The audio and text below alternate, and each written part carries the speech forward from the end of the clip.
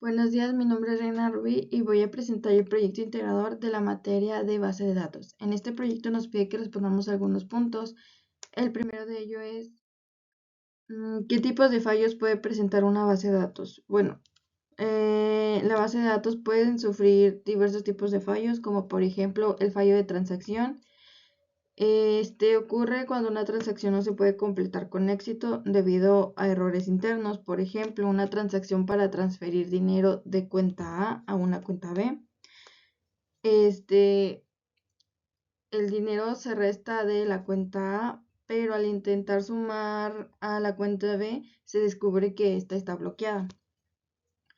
También tenemos el fallo de sistemas, que ocurre cuando el software del DBMS o el sistema operativo sufre un error por el contenido de la memoria RAM no se corrompe. Por ejemplo, un error de código, en el DBMS provoca un pantallazo azul del sistema operativo o un reinicio inesperado del servidor de base de datos. Como siguiente tenemos el fallo de disco, que se podría considerar como el más grave, ya que cuando falla el dispositivo de almacenamiento donde se encuentra la base de datos física, provoca la pérdida total o parcial de los datos. Por ejemplo, una escritura del disco duro se raya, dañando irreparablemente los sectores donde se almacenaban los archivos de datos o el archivo de log de transacciones. Y por último tenemos el fallo de desastre. Este es cuando eventos externos provocan la pérdida total del centro de datos o del servidor. Por ejemplo, un incendio, una inundación, un terremoto o un corte de energía prolongado que afecta el centro de datos completo. En el siguiente punto nos pregunta cuáles son las propiedades principales de una transacción. Las principales propiedades se conocen como ACID, atomicidad, consistencia, aislamiento y durabilidad. En la atomicidad, pues esta garantiza que la transacción se trate como una unidad indivisible o se ejecuten todas sus operaciones o ninguna de ellas, pero en esta no se pueden quedar a medias. En la consistencia, pues toda transacción debe llevar a la base de datos de un estado consistente a otro estado consistente. En el aislamiento, las transacciones que se ejecuten concurrentemente deben estar aisladas entre sí. Y en la durabilidad, una vez que una transacción se ha confirmado, sus cambios son permanentes y deben persistir incluso ante un fallo del sistema. En el siguiente punto, nos pide que especifiquemos qué camino se debe tomar en caso de que la transacción no sea llevada a cabo. El camino que se debe tomar es el aborto de esta, seguido de un retroceso. Este proceso deshace todas y cada una de las operaciones que la transacción hubiera ejecutado parcialmente, restaurando la base de datos al estado en el que se encontraba antes de que la transacción comenzara. Esto es crucial para garantizar la propiedad de atomicidad. En el siguiente punto nos pregunta en qué se diferencian los métodos de recuperación en frío y en caliente.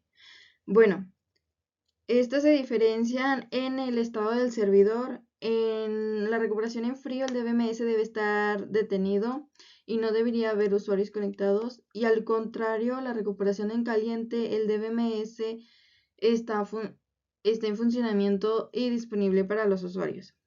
El tipo de copia de seguridad. En recuperación en frío, pues la copia es completamente de los archivos de la base de datos, tomada mientras el sistema estaba en offline. Y en la recuperación en caliente, pues se utilizan copias de seguridad combinadas. El tiempo de recuperación. En frío es rápido, ya que solo se restauran los archivos, y en caliente puede ser lento, puesto que restaura la última copia completa, luego la última diferencial y después aplica todos los logs de transacciones posteriores. También tenemos punto de recuperación. En frío solo se puede recuperar hasta el momento exacto que se tomó la última copia y se pierden todos los datos posteriores. y en caliente permite una recuperación hasta el momento justo antes del fallo. Otra diferencia sería la disponibilidad, que implica tiempo de inactividad en frío, implica tiempo de inactividad para realizar tanto copia de seguridad como la restauración, y en caliente mayor disponibilidad de operaciones de backup y restore no requieren detener el servicio. En el siguiente punto nos pregunta qué es un DBMS. Un DBMS es un software que actúa como intermediario entre la base de datos física, los usuarios y las aplicaciones.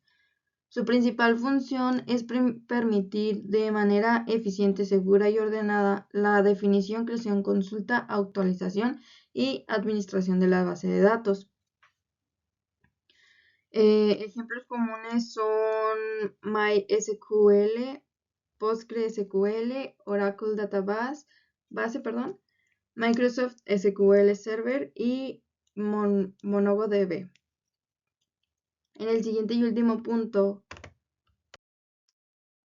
nos pregunta, ¿consideras importante que el administrador de una empresa tiene que conocer sobre el desarrollo de bases de datos? Y nos pide que justifiquemos nuestra respuesta.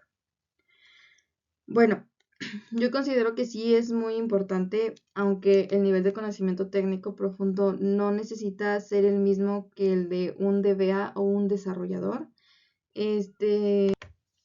Las razones por las que un administrador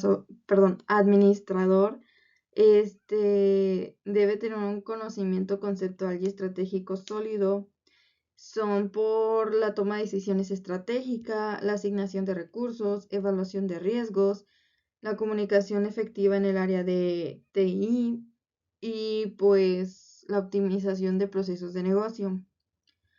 Esto, bueno, en resumen, un conocimiento sólido sobre bases de datos permite al administrador tomar decisiones informadas, gestionar recursos eficientemente y mitigar riesgos, transformando los datos en una ventaja competitiva estratégica y no solo en un costo operativo más. Esto sería todo por el video. Gracias por tomarse el tiempo de verlo. Hasta luego.